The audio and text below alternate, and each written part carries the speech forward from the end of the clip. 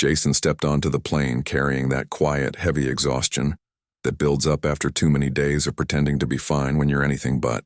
The recycled cabin air smelled faintly of stale coffee, and the sharp tang of lemon-scented cleaner. The airline's attempt to hide the ghosts of hundreds of passengers before him. A steady hum vibrated beneath his feet as he walked down the narrow aisle searching for his seat. The flight was packed. One of those trips where every armrest became disputed territory and every inch of legroom felt like a luxury. Still, Jason had managed to secure one small victory, a window seat. A place to lean, breathe, and let the world shrink into a small oval view of clouds passing far below. He reached his row, stowed his backpack, and sat. The seat wasn't comfortable, but it was his, and right now that meant stability. After a week of drawn-out business negotiations and a family call that ended in shouting instead of understanding, Jason just needed silence. He rested his headphones around his neck, exhaled slowly, and let his gaze drift toward the sunlight streaming through the window. For a moment he almost felt peace. That moment lasted about 6 seconds. A sharp, assertive voice cut through the steady murmur of the cabin, confident, entitled, and absolutely certain the world would bend to it. Heads turned, a few passengers already bracing themselves, and then she appeared. Linda. Somewhere around 40, wearing a perfectly pressed cream cardigan and tailored travel pants. Her short blonde hair had that salon-styled volume that screamed appointments booked weeks in advance and a lifetime of getting her way. In her arms, she carried a tiny Pomeranian groomed so precisely it looked like spun silk. The dog wore a bright red vest that read "Emotional Support" in bold black letters, gazing around like royalty inspecting its subjects. Linda strode down the aisle as if she owned it. When she reached Jason's row, she looked at the seat number, then at him, and frowned like his presence was some kind of personal insult. "You're in my seat," she said flatly, not asking, just declaring. Jason blinked, steady but clearly tired. "No," he replied softly. "This is row 18, that's my seat." She didn't even glance at the number above. Instead, she gave a long, dramatic sigh, shifted the Pomeranian in her arms, and freed one manicured hand to point at him. "Yes, well," she said, her voice smooth and firm. "You'll need to move. My dog needs the window seat. He gets anxious if he can't look outside. I'll take your spot. You can take the middle." Jason stared at her, not angry, just bewildered that she'd said it so seriously. "I'm not switching seats," he said evenly. "I paid for this one. I'm staying here." Linda's face tightened, not from surprise but irritation. She adjusted the dog like she was repositioning a delicate handbag. "You don't understand," she said, her tone dipping into fake sympathy. "This is an emotional support animal. He needs comfort and space. If you force me to keep him confined, you'll be causing him psychological distress. I'm sure you don't want to be responsible for that." Jason glanced at the dog. The Pomeranian yawned, not distressed, just spoiled. Around them, a few passengers paused their settling, quietly tuning in. Jason kept his voice calm and steady. "Your pet's comfort doesn't override my ticketed seat. I'm sorry, but no." Linda's eyebrows rose, her expression tightening into that cold, commanding stare people use when they're used to getting their way. "It's not a pet," she said sharply. "It's an emotional support animal, which means legally you're required to—" She didn't get to finish. A flight attendant appeared, drawn by the shift in tone. She carried a tablet, her posture calm but firm, the look of someone who'd seen this scene play out too many times before. "Is everything all right here?" the attendant asked politely. Linda immediately raised her voice as if performing for an audience. "Yes. He's refusing to move seats even though I have an emotional support animal that needs proper accommodations." Jason spoke before she could twist the story. "Ma'am, she's asking me to give up my seat for her dog. I'm sitting in the seat assigned on my ticket." The flight attendant gave a small professional nod. She checked Linda's boarding pass, then gestured to the seat beside Jason. "Ma'am, you purchased 18B. We don't have any special requests listed for your animal. If you needed extra space, that had to be arranged before boarding. You'll need to take your assigned seat." Linda blinked, stunned as if reality had malfunctioned. "This is discrimination," she snapped. "You're refusing to accommodate my medical needs." The attendant's tone stayed perfectly composed, polite but edged with authority. "Ma'am, emotional support animals are absolutely permitted on this flight. However, They do not grant you the right to move other passengers. You're welcome to take your seat, or I can call gate assistance if you'd prefer to deplane. The air thickened. Passengers pretended not to watch, but every eye nearby was on them. The Pomeranian blinked lazily, its ears twitching. Linda gave a scoffing laugh. "Fine," she said, like she was agreeing to a compromise she planned to undo later. She slid into the middle seat beside Jason with deliberate, rigid movements. The dog perched on her lap, its tail brushing Jason's elbow. Almost immediately, Linda began to fidget. Small, sharp motions, a sigh here, a lean there, each one designed to show irritation without saying a word. She whispered to the dog, loud enough for the nearby rows to hear. "Some people just have no empathy, sweetie." No respect for others' needs. Jason didn't respond. He simply turned his gaze to the window, watching sunlight shimmer across the plane's wing. The silence between them grew thick and tense. Engines rumbled as the plane prepared for departure. Seatbelts clicked. Overhead bins shut with heavy finality. The lights dimmed slightly. Linda leaned in, her voice smooth and low, every word sharpened to a threat. "This isn't over," she murmured. Jason didn't reply. He didn't need to. The flight was long, the cabin full, and the conflict had only just begun. As the plane taxied toward the runway, the engines roared louder, but the tension between them buzzed even louder, a quiet storm brewing under the hum of the cabin. Linda sat perfectly straight, every line of her body radiating irritation. The Pomeranian shifted again, pressing against Jason's arm. He moved slightly away, but space was tight. She didn't apologize. She didn't even acknowledge it. If anything, the faint, satisfied curl at the edge of her lips said enough. The plane lifted from the ground, sealing everyone inside a quiet metal capsule suspended in the sky. Jason kept his gaze forward, breathing slowly, steadying the pressure that always built when he tried to stay calm. He didn't want conflict, he never did, but it was getting harder to ignore the way Linda seemed to enjoy the intrusion, as if inconvenience itself was her personal privilege to hand out. When the seatbelt sign dimmed, her sighs grew louder. She shifted the dog again. This time its tiny paw landed squarely on Jason's leg and she didn't even try to move it. "I hope you're happy," she said softly, yet loud enough for half the row ahead to hear. "He's already uncomfortable." "This is cruel." Jason turned his head slightly, his voice calm and even. "Your dog is fine," she scoffed, lips curling. "Oh, and now you're an expert on trauma and emotional support needs? People like you always think you know everything. You think because you don't feel empathy, no one else does." He didn't respond. Experience had taught him that silence was the only language people like her couldn't twist. The Pomeranian yawned again, blinked once, and nestled its head against her elbow, perfectly at peace. Around them, the cabin murmured with soft conversation, the clink of ice in plastic cups and the gentle rattle of the drink cart. It should have been peaceful.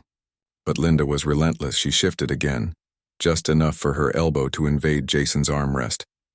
Not so much that it was obvious, but steady enough to make him feel trapped. He tried one more time, voice controlled but clear. "Could you please give me a little space on the armrest?" Linda didn't even glance at him. "I need the space," she said crisply. "My shoulders sore from carrying my dog. Unless you want to add physical discomfort on top of emotional stress, I'd suggest you be considerate." There was no reasoning with someone determined to feel wronged. Across the aisle, a woman in her early 30s glanced over, offering Jason a quiet, sympathetic look, not interference, just understanding. He gave a faint nod of gratitude. The drink service reached their row. The flight attendant smiled. Jason asked for water. Linda ordered sparkling water with lemon, but insisted the lemon be rinsed first, explaining loudly that pesticides are no joke. The attendant nodded with professional patience and moved on. Moments later, Jason felt movement beside him. The Pomeranian, restless or simply curious, climbed from Linda's lap and tried to step onto his thigh. Jason instinctively lifted his hand, not to strike, but to gently guide it back. Before he could even touch the dog, Linda gasped, loud, sharp, dramatic, like she'd just witnessed violence. "Don't you dare touch him," she snapped, her voice slicing through the cabin's hum. Heads turned. Conversations stopped. Jason froze, palms open in plain sight. "I didn't touch him," he said steadily.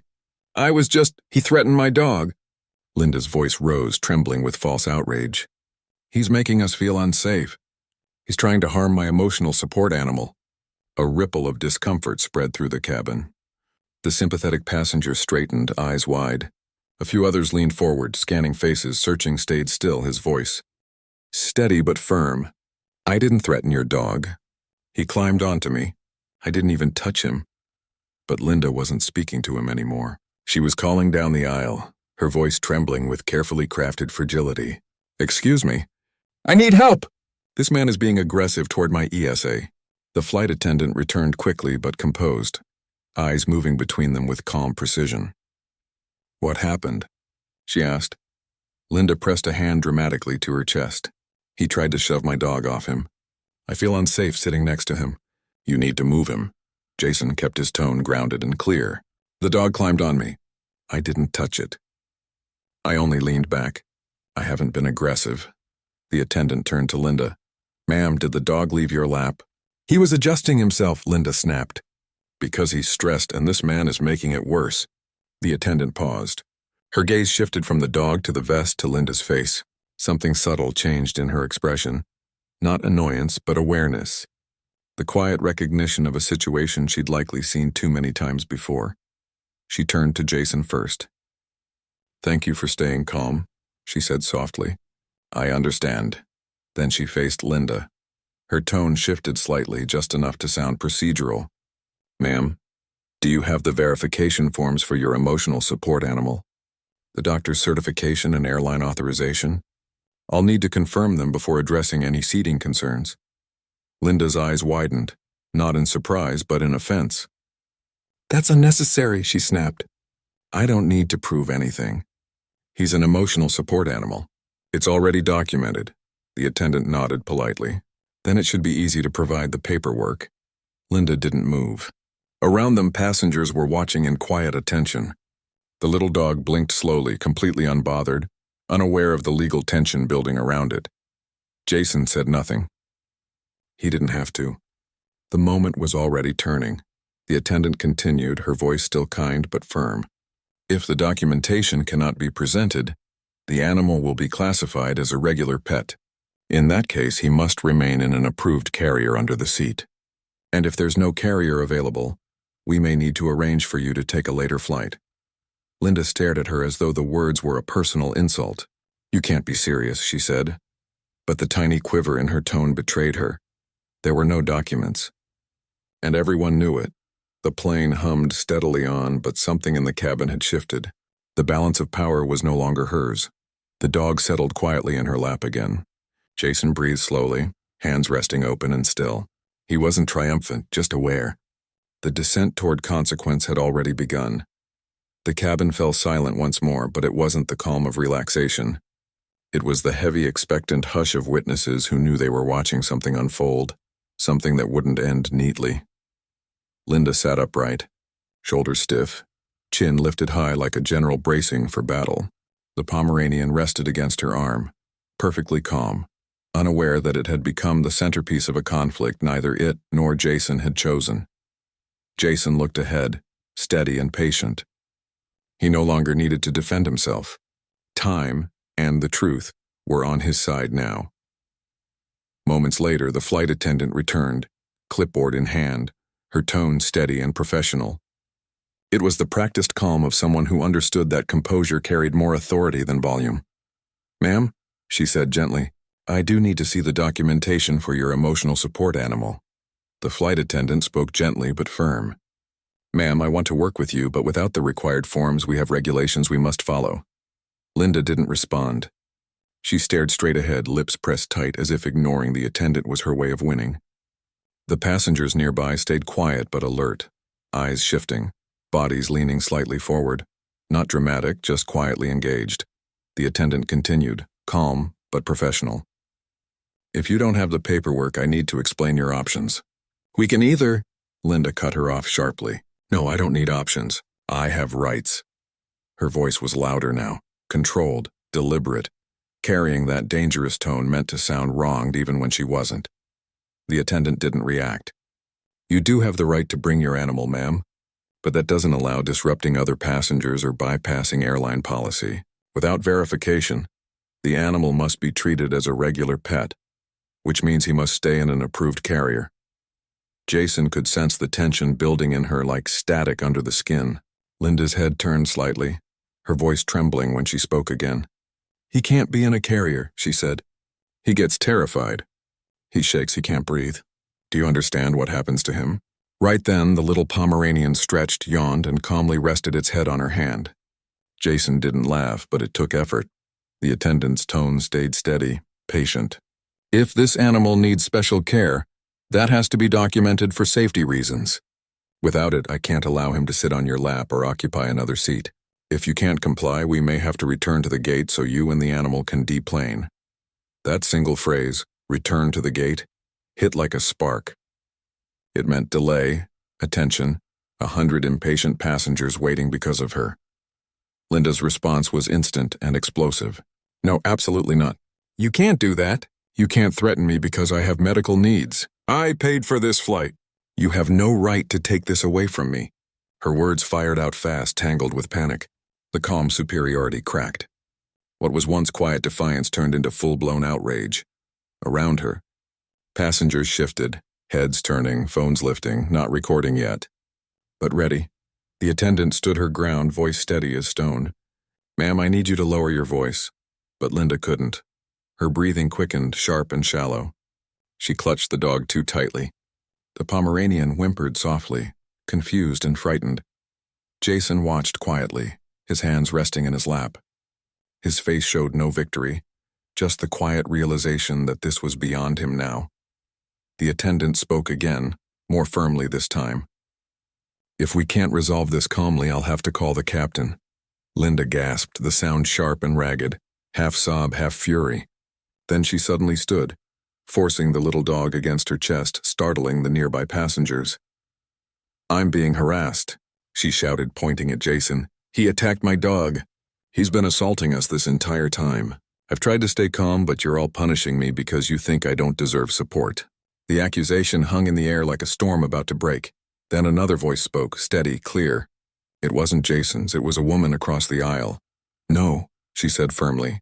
"That didn't happen." Another voice joined in from behind. "Yeah, we heard everything," and another. "You're only making it worse for yourself." No shouting, no mocking, just truth, quiet and undeniable. Linda froze. Her eyes darted from face to face, desperate for someone, anyone, to side with her, to confirm her story. But no one did. The cabin had turned against her now. The attendant gave a single, quiet nod. The decision was made. "Ma'am, please gather your belongings. We'll be returning to the gate." "No," Linda shouted, clutching the armrest, pulling the dog close as if it could shield her from reality. Moments later, the captain's calm voice echoed through the speakers. "Ladies and gentlemen, due to a passenger issue in the cabin, we'll be returning to the gate. Thank you for your patience." A wave of tired sighs moved through the passengers, not angry, just resigned. Everyone knew exactly why this was happening. When the plane landed, 2 ground agents boarded. They spoke softly, their voices gentle but firm as they encouraged Linda to step off. She clung to the dog tighter, her expression cracking under the weight of defeat. "He's all I have," she whispered. "He keeps me from falling apart." It was the first real truth she had spoken. But truth doesn't erase accountability. The agents guided her toward the exit. The small dog trembling now, not from guilt but from confusion, finally catching the tension its owner had created. When the door closed behind her, the cabin exhaled as one. The air felt lighter. The engines hummed back to life. The flight attendant approached Jason and gave a quiet, respectful nod. "Thank you for staying calm," she said softly. Jason returned the nod. "I just wanted to get where I'm going," she smiled faintly. "Now you can." As the plane lifted once more, Jason leaned back in his seat, headphones on, the sunlight cutting across his face in a warm streak. He didn't smile, but inside something eased. Outside, the clouds drifted by, calm and endless. The sky remembers just as people do, especially those who've seen the true weight of entitlement and the quiet peace that follows its fall.